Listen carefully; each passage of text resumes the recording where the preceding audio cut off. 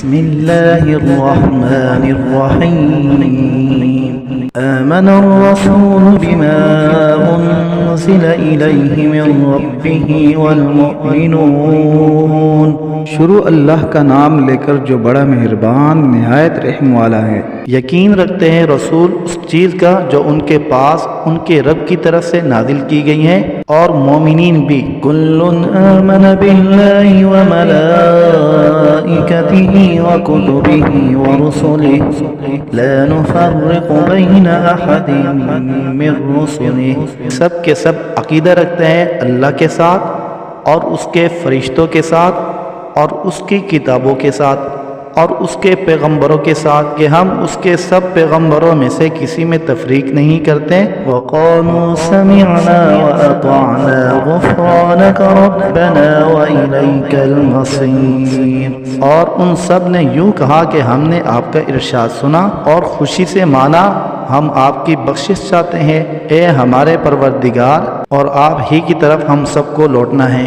لا يكلف الله نفسا إلا وسعها لها ما كسبت وعليها ما اكتسبت، اللہ تعالیٰ کسی شخص کو مکلف نہیں بناتا مگر اسی کا جو اس کی طاقت اور اختیار میں ہو، اس کو ثواب بھی اسی کا ملے گا جو ارادہ سے کرے، اور اس پر عذاب بھی اسی کا ہوگا جو ارادہ سے کرے۔